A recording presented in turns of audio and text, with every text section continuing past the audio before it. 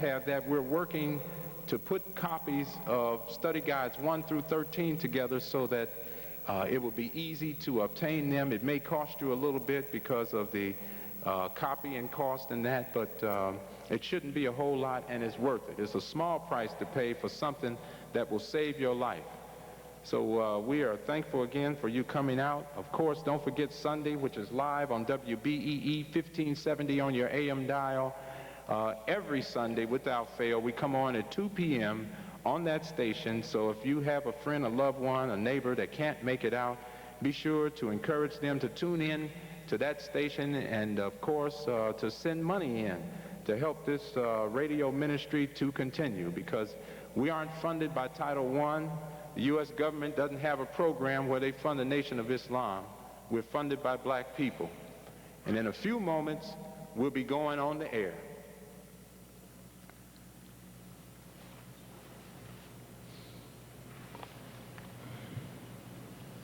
We want to welcome the radio listening audience and those of you that may be listening by the telephone hookup to the weekly radio ministry of Minister Louis Farrakhan.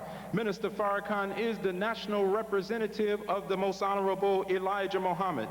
Minister Louis Farrakhan is also the principal speaker of a series of lectures that are coming to you live right here from the National Center, located at 7351 South Stony Island, right here at Mosque Maryam, the National Center. You are listening to radio station WBEE 1570 on your AM dial.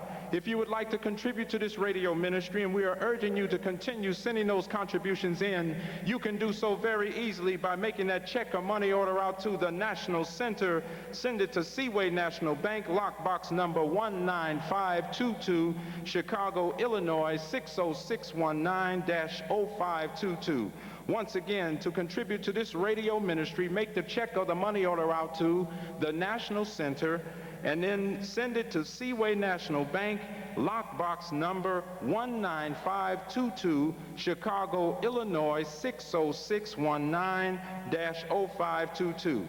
Also, to receive a tape of today's lecture or any lecture by Minister Louis Farrakhan or those of his national laboring staff, you can do so by dialing the phone number 1-800-602-1234. That's 1-800-602-1234. Dial that number to get a tape of today's lecture or any lecture by Minister Louis Farrakhan or those of his national laboring staff.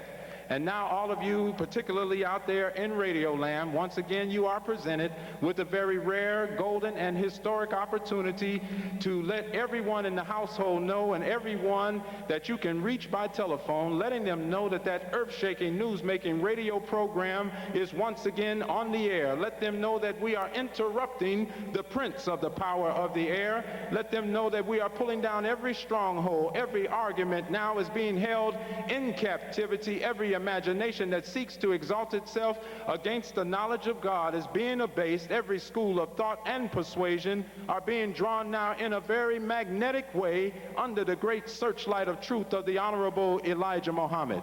We want to rush you into this program, and we are asking you to sit and fasten your ears, open your minds, open your hearts, listen very carefully to the words that will come from this microphone today. Get every drop of it, brothers and sisters, here in Chicago, in the Chicagoland area. If you are in earshot of my voice, we are asking you to listen in very carefully, because the message that is coming from this center will absolutely save your life. We want to bring on a helper and aider to Minister Louis Farrakhan, a brother that just keeps steamrolling ahead since he has come into the Nation of Islam. And we know him to be a brother that always approaches a project and always wants to see the job get done. He is the assistant minister here at Mosque Maryam, the National Center. We are asking Chicago, wake up everyone in the household, get ready for what you are about to hear. Here at the National Center, we want to bring on that helper and aider to Minister Louis Farrakhan, our dear brother Abdul Wali Muhammad. All praises be to Allah. Come on, let's give him a big round of applause.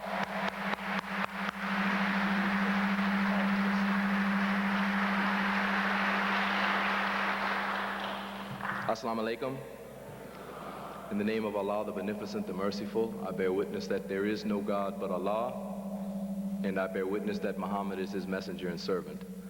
I'd like to greet all of my brothers and sisters here at Mosque Maryam today with the nation's greetings of peace and paradise in the Arabic language of our fathers. Assalamu alaikum. I'd like to welcome you on behalf of Minister Farrakhan and the Nation of Islam to our National Center. It's an honor for us to have you here with us, but it also is an honor for us to be able to come and to hear from a man who God himself has put among us with a very special message. And that man is none other than Minister Louis Farrakhan. If you read in the Quran, you'll find that the messenger of Allah is styled as a reminder. He is frequently referred to as a reminder. And in fact, the Holy Quran itself is called a reminder. And if we look and see the work of Minister Louis Farrakhan, we see that he's doing the work of reminding us of many things. First of all, he is reminding us of who we are. He is reminding us of where we came from. He is reminding us of where we are headed if we don't begin to come together as a family on the basis of the common denominator that can hold us together, which is that we are the original Asiatic black man and woman of the planet Earth. In the Holy Quran, in Surah 74, it says, "What is then the matter with them that they turn away from the reminder, as if they were frightened asses fleeing from a lion? Nay, every one of them desires that he should be given pages spread out. By no means, but they fear not the hereafter. Nay, it is surely a reminder. So whoever pleases may mind it, and they will not mind unless Allah please. He is worthy that duty should be kept to him, and worthy to forgive." With that as the basis, I want to just briefly, as we prepare to hear from our minister, our reminder, Minister Louis Farrakhan, remind you that on June 25th, 1989, Minister Farrakhan delivered a lecture right here at Mosque Maryam in which he warned us of a death plot against black youth. This was on June 25th, and you'll see in the current edition of the Final Call newspaper that we document that. Now, many people scoff at the idea that the American government could actually be plotting the death of black youth, particularly black men. You know this to be the case, that is, that people consider that to be unusual because nothing is happening as a result of this tremendous announcement. Every black leader should be moving now to find out more about this plot. Every black organization, every church, every leader who has people who he is responsible for their lives should be saying to Minister Farrakhan, please let us understand this plot more. But instead you hear a deafening silence. But I want to point out that on the very day that Minister Farrakhan was delivering this lecture to us, warning us that there is a plot afoot to destroy black youth, that the LAPD, the Los Angeles Police Department, was sweeping through the black community, rounding up young black men. Rounding up young black men. And they call it a sweep. But as I mentioned in the editorial in the current Final Call newspaper, what do you sweep up? You sweep up dirt. Even the language that is used is demeaning to make it seem that the black man is nothing but some dirt to be wiped away. Later in that same week, 2,000 arrests were made by 1,000 police officers in a statewide crackdown, allegedly, on drug dealers. But if you saw the pictures of those being arrested, you really would have to push it to consider these older people, middle-aged people, to be drug dealers. Minister Farrakhan warned us. On the very Sunday after that, an article in the Tribune documented, again, how gangs, alleged so-called gangs, are supposedly causing the residents of the CHA to flee. The minister covered that in his lecture. What am I saying to you, black man and woman? It says in the Holy Quran, why do they flee from the reminder as if they are frightened asses? Speaking about animals, of course. And if you look at our leadership, we say, oh man, I don't even want to think about the idea that the American government could actually be plotting our death. And yet, as Minister Farrakhan pointed out, what about in Pharaoh's day? Suppose Moses had to come back to the children of Israel and said, Pharaoh is trying to destroy our youth. the leadership would have said, oh no, not Pharaoh. I mean, I know he makes our work a little difficult for us, but plotting our death, he'd never think about that. Brothers and sisters, our lives hang in the balance, as Minister Farrakhan has said. What should our reaction be? How can we be silent at such a critical hour? As we prepare to hear from our brother, Minister Farrakhan, please prepare your mind not just to hear from a man among you. When God speaks to a people, he speaks through a man. When you hear Minister Farrakhan speak to you, you are getting the answer to your prayer for divine guidance. I hope I am making myself clear.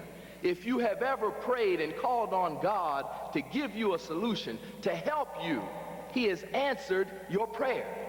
And he's answering your prayer through the mouth of Minister Louis Farrakhan. I will say, as the Holy Quran says, you can take it or you can leave it alone. We are faced today with mass extermination. There was a program on last night that talked about the prison problem on a program called The Reporters, I believe it was.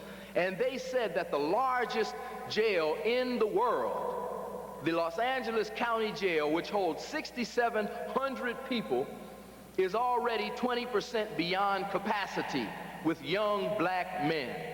The Dade County Jail, which is packed, is a third over its capacity. And they're saying, what will we do with the prisoners now? There's a stepped-up drive to arrest, convict, and incarcerate so-called drug violators. Is that true? There's a call for more vigilance on the part of the police department. Is that true?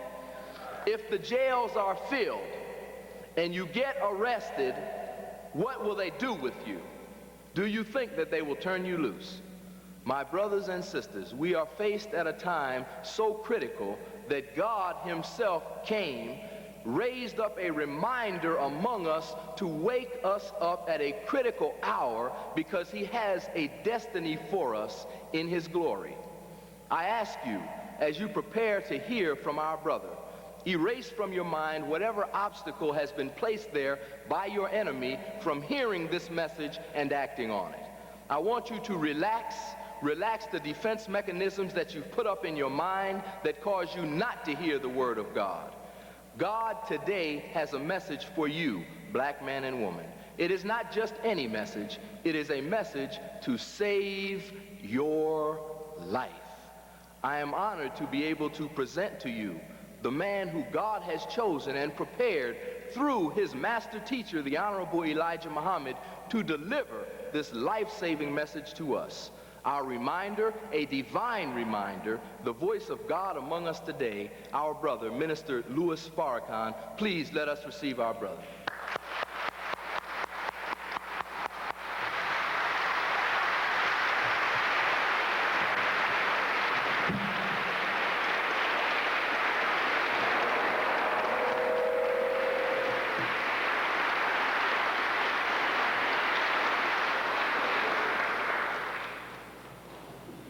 In the name of Allah, the Beneficent, the Merciful, I bear witness that there is but one God, and I bear witness that Muhammad is his messenger. My dear beloved brothers and sisters, I am very happy and honored to have this privilege to speak with you once again. As I was returning from the West Coast a week ago, a thought came to me on a lecture that I should share with you. All of our lives, we have been taught that we would receive heaven after we were physically dead. All of our lives, we have been taught about resurrection.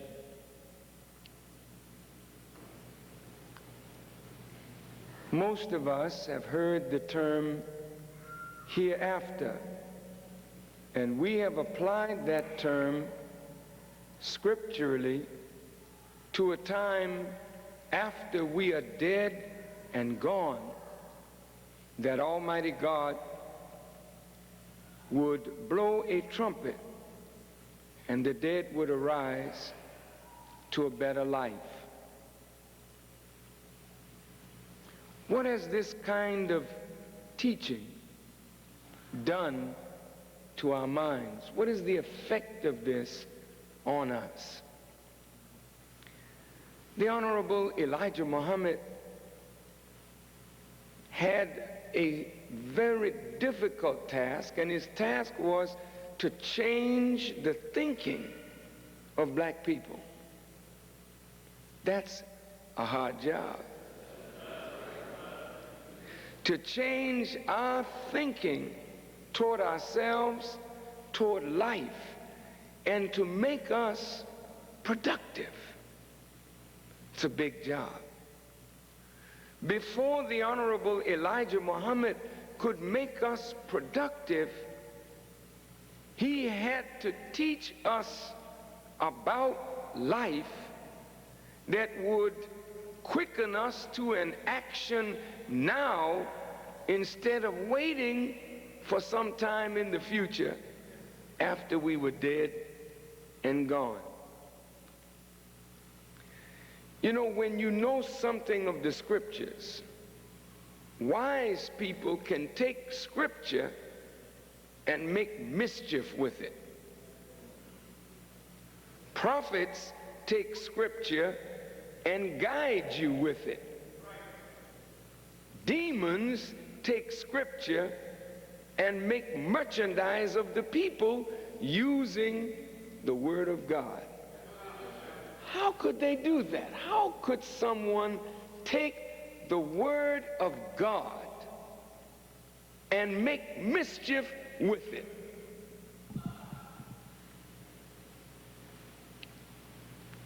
My dear brothers and sisters, let's look at what the Word of God says. The scriptures of the Bible and the Holy Quran teach us that there's a better life coming, and that better life will come after death. It's true. The scripture says that. The question is, how do you understand that? Now, a wickedly wise person can come in on a teaching like that. Now listen, y'all. Don't worry about what's happening to you right now. You just be a good slave.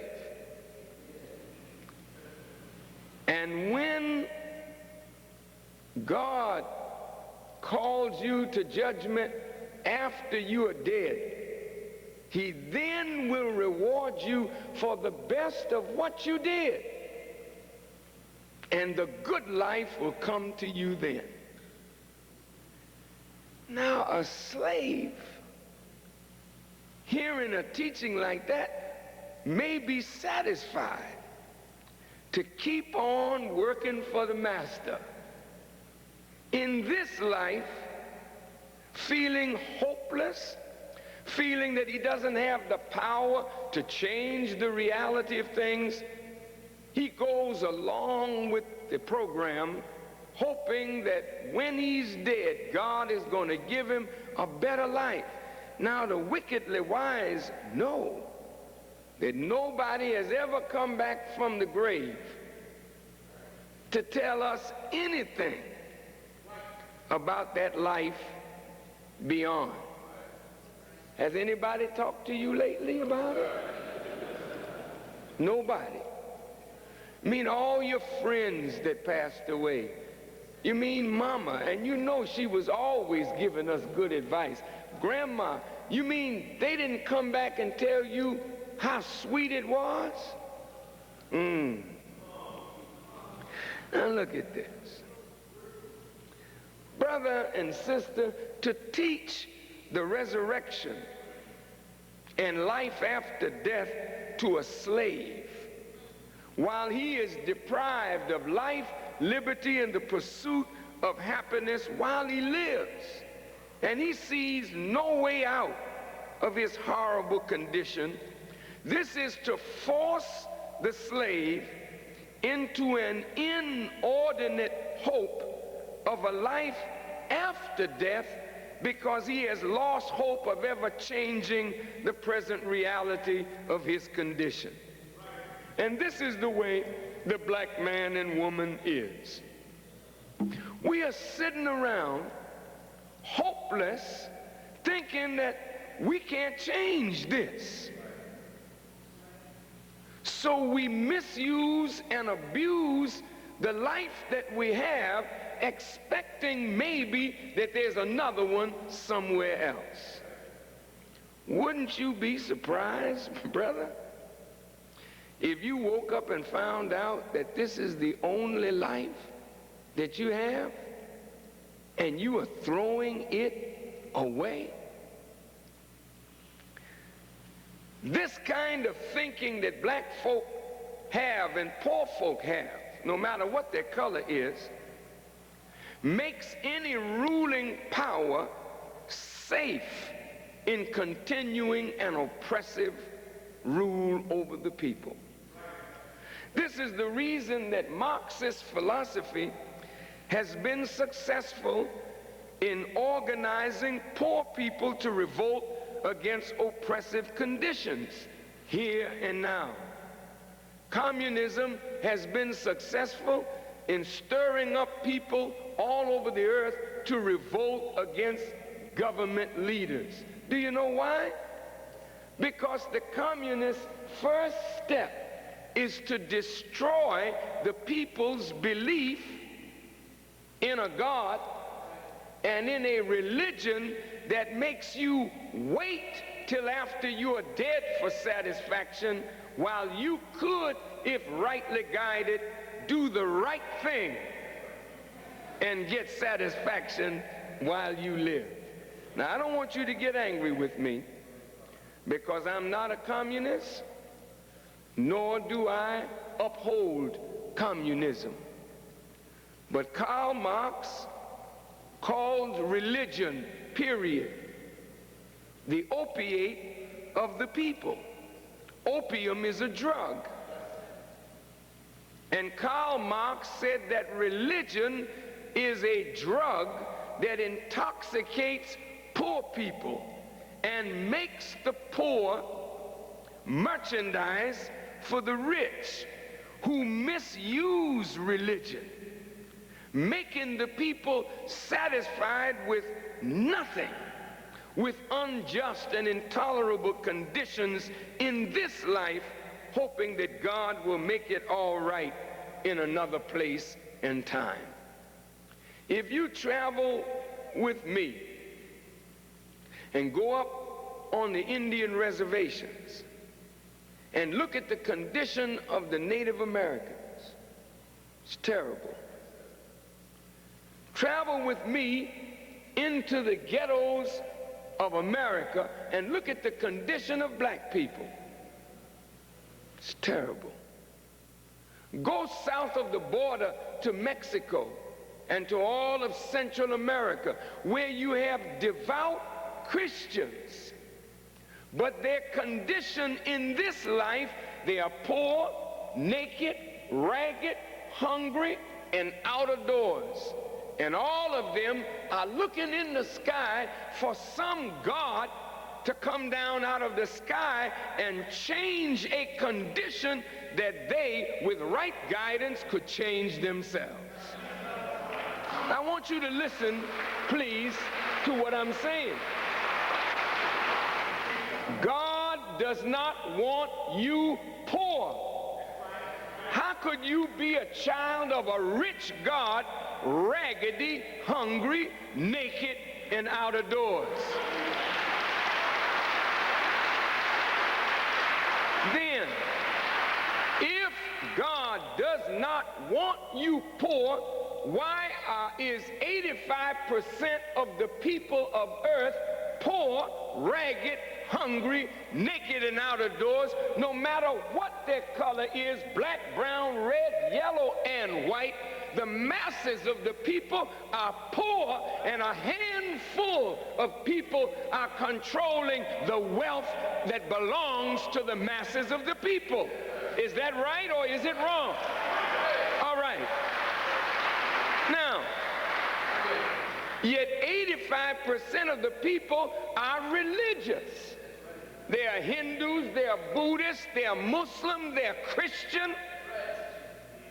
Huh? They are Muslim, they're Christian, they're Buddhist, they're Hindu, they're poor, they're ragged, they're hungry, they're naked, they're out of doors, and they're ignorant. How can those kind of people in that kind of condition claim kinship to a God who opens the Quran saying, I, Allah, am the best knower? If he's your God, how could he know so much and you know so little? How could he have so much and you have so little? Are you understanding what I'm saying? When you teach religion like this kind of religion is non-threatening in capitalist societies, in authoritarian regimes. They like that kind of religion, because this kind of religion allows governments to continue to capitalize on the ignorance of the masses, concentrating the wealth in the hands of a few at the expense of the many.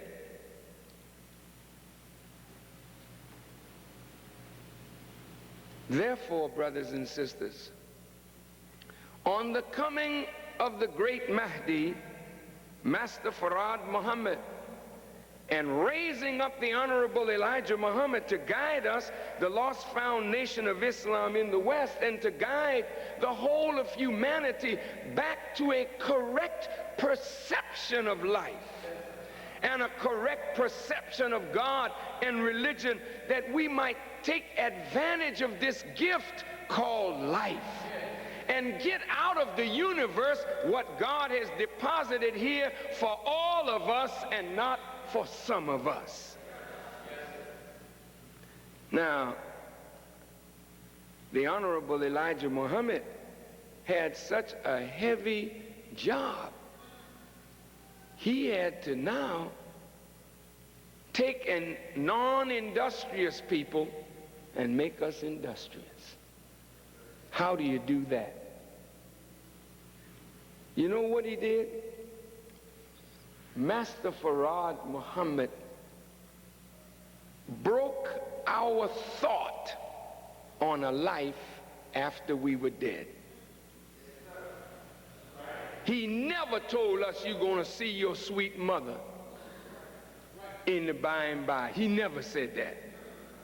He never told us that when you die, you're going away someplace else. He didn't never tell us that. He said, brother and sister, when you are dead and we put you in the earth, that is the end of your life. That's it.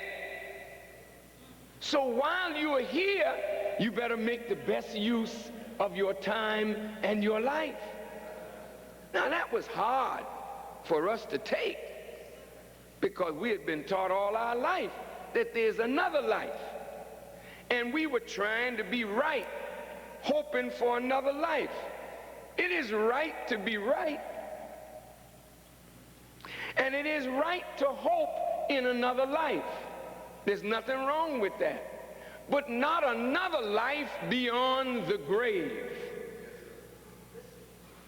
And that is what the Honorable Elijah Muhammad brought to us, that made us jump up and take stock of what we were doing with our lives and begin to do something to help ourselves. You can't continue to look to the white man to make a better life for you, he's not going to do that, brothers and sisters. And he loves it when you continue to hope in him. He likes that. Oh, you're going to wait on me to bring it? Well, keep going, get more education, and you'll get a better life. Yes, be good, you'll get a better life.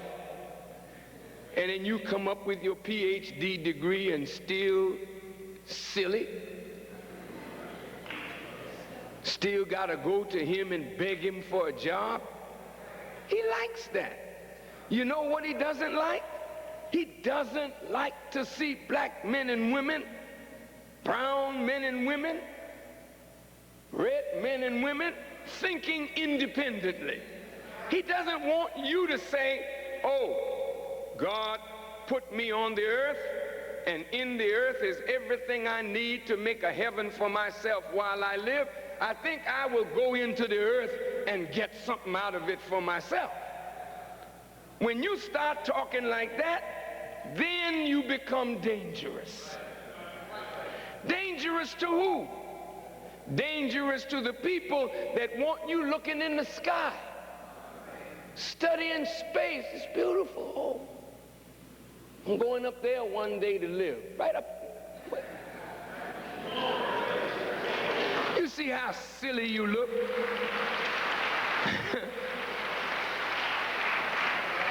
Brother, this is 1989.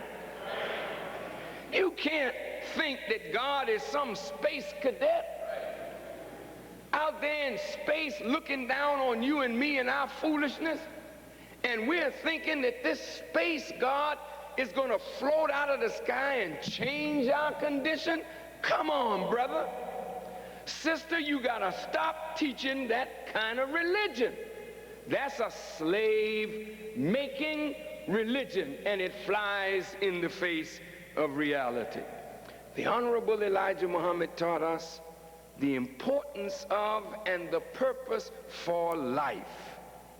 And he taught us the meaning of the hereafter.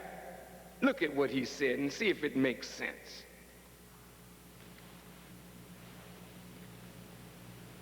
The Honorable Elijah Muhammad said to us that we are born into the world to serve the Creator, but in serving the Creator, our job, our role is to acquire knowledge and develop ourselves to the fullest extent and use our powers to better the condition of life, not only for ourselves and our families, but for our people and then for humanity. Every generation that dies goes down into the earth, brings up a new generation that becomes wiser, hopefully, more productive, based on the work of those that went before them. With us, every generation has to start from nothing, because the parents do nothing to give to the children, that the children may give to the grandchildren, that the grandchildren may give to the great-grandchildren. You know why you don't pass nothing on? Because you think God is going to make it better for you and for your children in some spooky, mysterious way. And it's not going to happen. Brother and sister, you have been deceived. And it's hard to believe that, but it's the truth. You've been deceived. You go to school and you've studied the word hereafter. Just look at the word. Hereafter. One, an adverb of place, another, an adverb of time. Here, not there. Hereafter. I want to be in the hereafter. I do. I strive to be a part of the hereafter. The Honorable Elijah Muhammad said, the hereafter for my followers is not tomorrow, it's right now. You don't have to wait to die to see a heavenly life. You can start living a better life right now. It starts here. After false ideas and concepts have been destroyed with the truth, the hereafter for you begins right then. Here on this earth, after the power of the wicked to rule has been broken, you see a whole new life right here on the earth. Not in the sky, on the earth. Why do you think they spent so much time trying to destroy Jesus? They don't mind Jesus having a kingdom in the sky, because they wasn't living up there. Go ahead, Jesus. Take all your followers and head on up. But the rulers of the world were disturbed because Jesus said, thy kingdom come, thy will be done where? On earth as it is in heaven. Jesus knew, all praise is due to Allah, Jesus knew that the kingdom of God was going to be established on the earth, which meant that all temporal powers, Rome and all the powers of her day, or to make it really right down front, America and all the powers of this day, they're going to be set down. You can't have heaven on earth with Bush in power. You can't have heaven on earth with Deng Xiaoping in power. You can't have heaven on earth with Gorbachev or Thatcher or any of the black rulers. You can only have heaven on earth when the kingdom of God comes to the earth. And the kingdom of God is not no thing that's coming up out of the sky. It's something coming up out of you. And that's why Jesus said the kingdom of God is within you.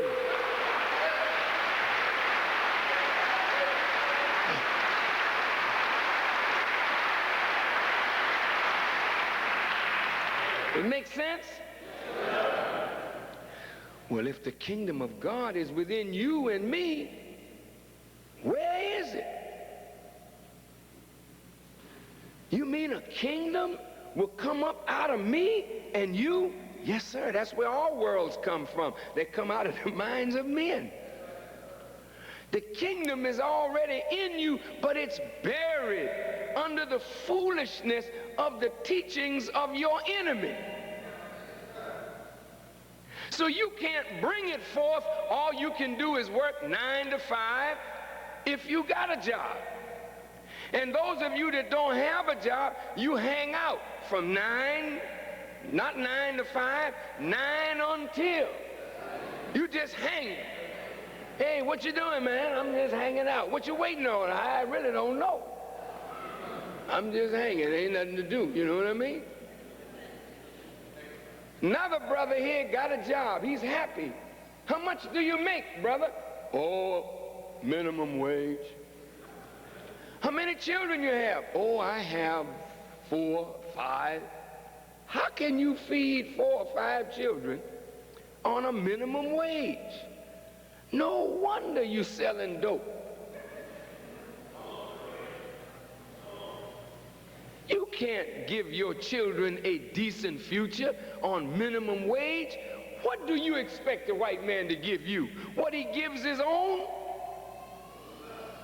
If he gives his own $15, $20, $25, $30 an hour, he give you $7. And that's a big job if you get $7 an hour. And if you get $10 an hour, oh, brother, you are in heaven. And the moment you get your paycheck, he's right there to take it back from you. Say, how much money did you make this week, Sam? Well, I made, after taxes, About $180. How much of that is food? Well, to tell you the truth, between the food and the rent, I ain't got no other money. Who you paying rent to? I don't even know the man. I never seen the man. He owns the place, but I never seen him. What is your rent? You pay more for rent than some white people pay for mortgages that live in the finer neighborhoods in this city. Do you know that, brother and sister?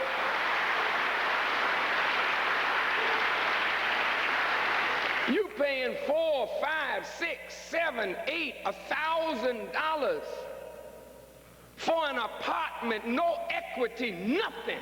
You own nothing. You hardly ever see the landlord. He sends somebody to collect his rent. Where do you go for food? Well, I go to the corner store. I have an Arab there, and the Korean on the next corner. Somebody else owns the supermarket. I go to the supermarket because I get a better buy. Yeah. Chickens that died of themselves just dropped dead. They dropped those chickens in your neighborhood. Poor old cheap food, drop it on you. Because they don't think nothing of us, and we think nothing of ourselves. We waiting for somebody else to prepare a heaven for us when God wants us to wake up and prepare a heaven for ourselves and our children right here on this earth. The kingdom of heaven is within you. It's within your power to change things if you would only allow somebody to change your mind. This is the only life you got. There ain't no more. Die then and come back again. Even a cockroach will run from you to try and hold on to the little life it got. It's moving, brother. A fly ain't worth nothing. But a fly is not just going to sit there and let you kill it. You got to work to kill the fly. But look at you, big human being, dizzy, dumb human being, filling your veins with poison.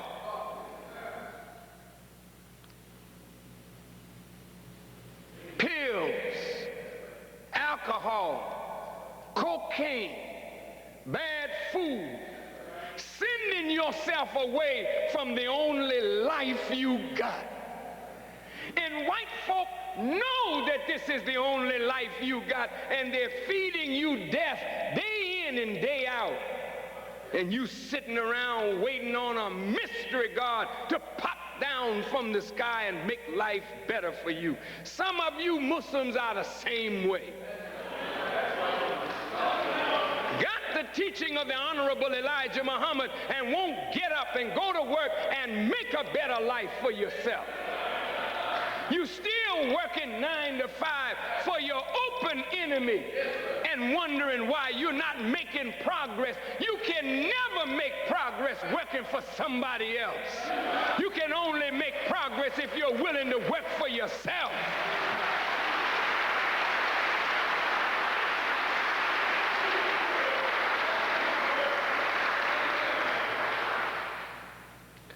So my young brothers, sisters, and my older brothers and sisters, understand that this is your only life. When this leaves you, you're not coming back to tell somebody anything. It's over. Therefore, you must protect the life that the Creator gave you as a gift from Him. And you must use your life with wisdom like you use money. Well, since you misuse money, you know you misuse life. My young brothers, you're careless with your life, and it's all you got. Life don't mean nothing to you. You take your little pistol, your little knife, and you cut each other up. You destroy this precious gift called life. And you come here and you could have made a contribution, and you die doing nothing to better the evolving cause of human progress. Sisters, young women, this is the only life you have. Don't throw it away. Use life with wisdom. As long as you think there's another life after this one, after you are physically dead, you will tolerate the intolerable. Listen, brothers and sisters, your duty, my duty, when God gave me life, was to do the best I could with this, to change the conditions that were prevailing at the time of my birth. I'm not looking to die to go no place to enjoy a better life. The hereafter for me as well as for you is right now. Here, in my mind, after false ideas and concepts are destroyed, I have a peace and contentment of mind. Then if you got peace here, you don't lay down in your bed and say, I'm at peace. You go to work, pool your resources to build, and everywhere you go, you keep expanding that peaceful idea until you remove hell and set up heaven right on earth. And it's so simple. We have a project that we are working on. We call it Project Steal Away, an FOI and MGT financial freedom plan. We want every brother and every sister within the next year to be able to say, I do not work for white folks anymore, I work for myself. Now look, do you realize what it takes to build a hospital? Do you realize what it takes to build a university? You can't build a hospital and a university. You can't buy tens of thousands of acres of land to feed our people if we're just gonna wait on the little money you make from the white man to give a little charitable donation. We'll be around here for the next 1,000 years talking about building a school or a hospital. Do you realize that if we took this financial freedom plan and said, look, I'm really going to try and work for myself. I'm going to use my life in a better way. I'm going to stop believing that there's some mystery God that's going to change reality for me. I'm going to change the reality in my own life. Brother, when you start thinking like that, you will start using the power of your own self, and you'll see that you got all the power you need to change reality. The Honorable Elijah Muhammad said, the fire of the sun is the life and the energy that energizes our universe. He said the fire of the sun is in all of us. So that means you got light, you got power. It just has to be turned on, activated. Now just think with me in the closing minutes of this lecture, what damage it does to your mind to think that there's a mystery God. Check this out. I'm at home and I'm hungry.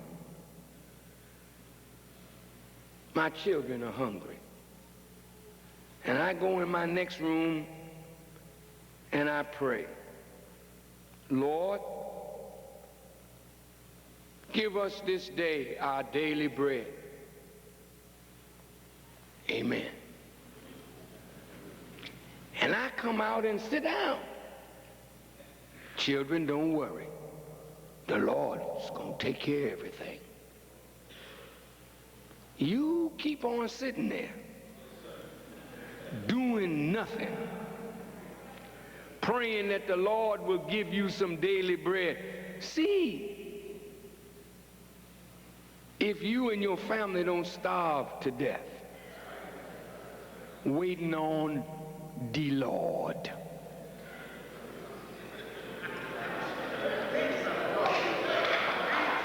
But if you went in your room and said, Lord, give us this day our daily bread. And I know you're going to do it because you got control over conditions. So now, Lord, I'm going to work in my wheat field. I'm plowing it up.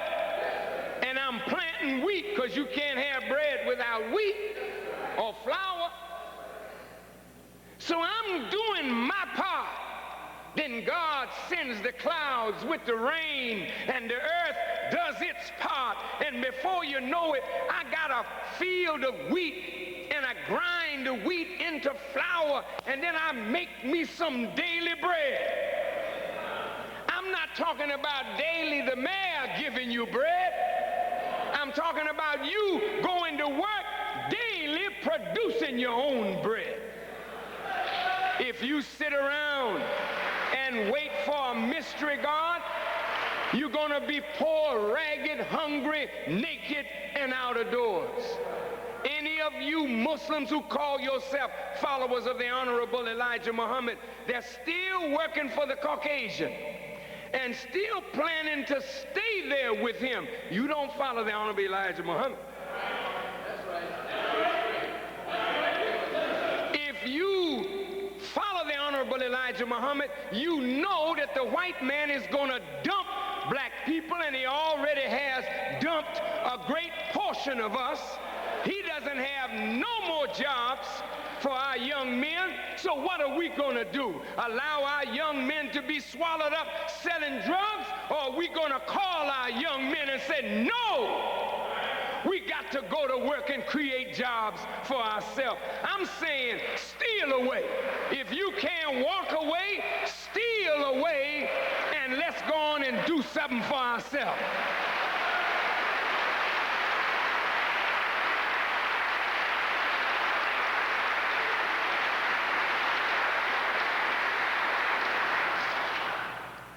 Just a few of us that are here, if we went to work for ourselves,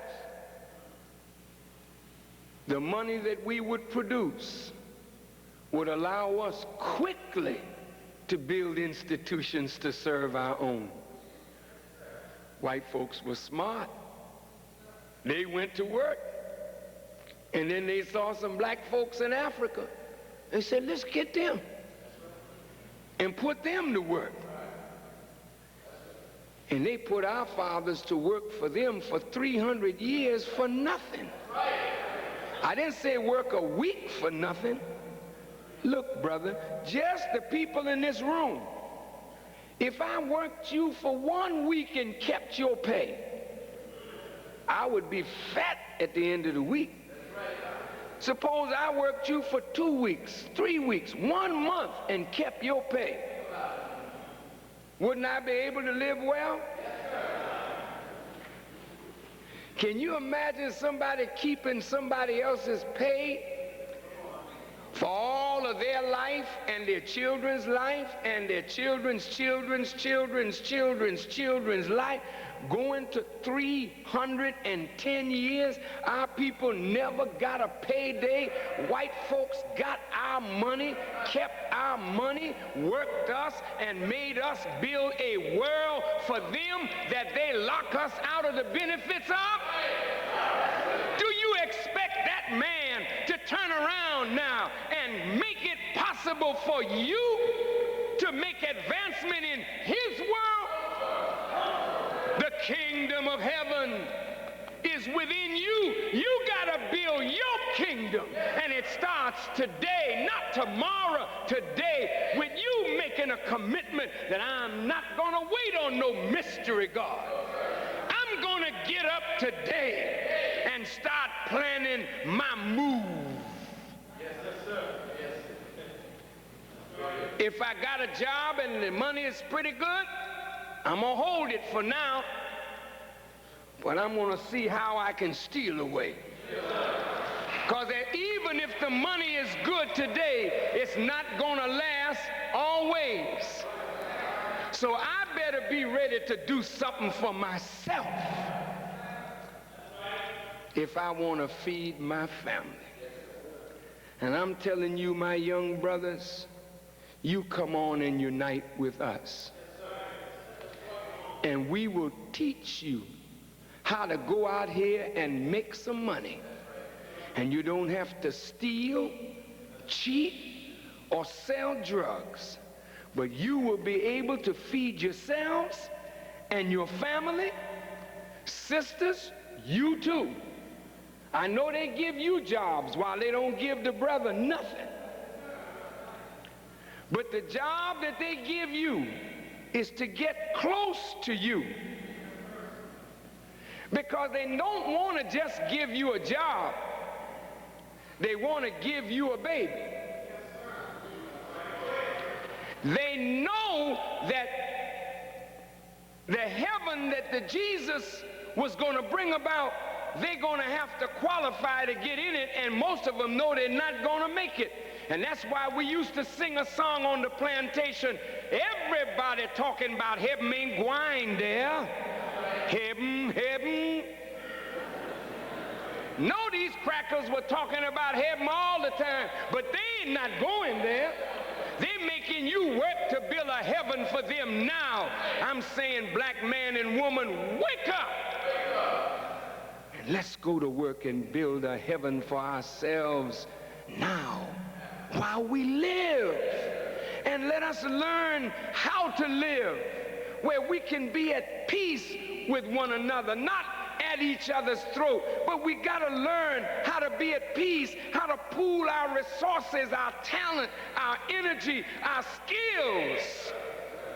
And then in a little while, you look all over Chicago and we'll say, yeah, we own that, we own this, we own this. Yeah, now this is our skyscraper. Yeah, that's our ship.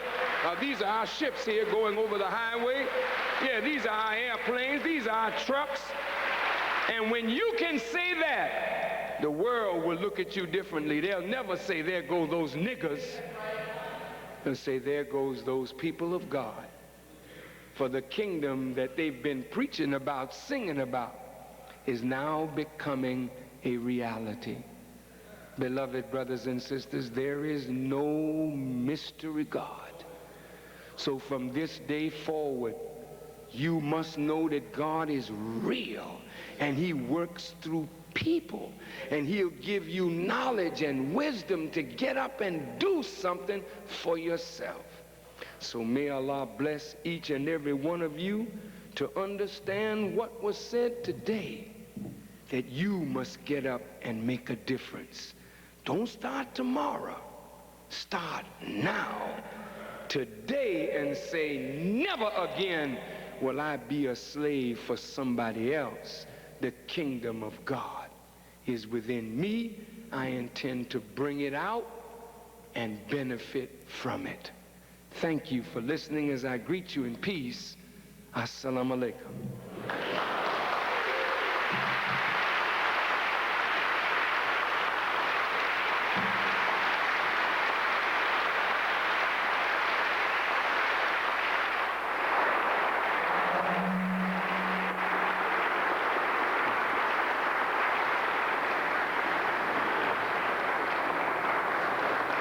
see it.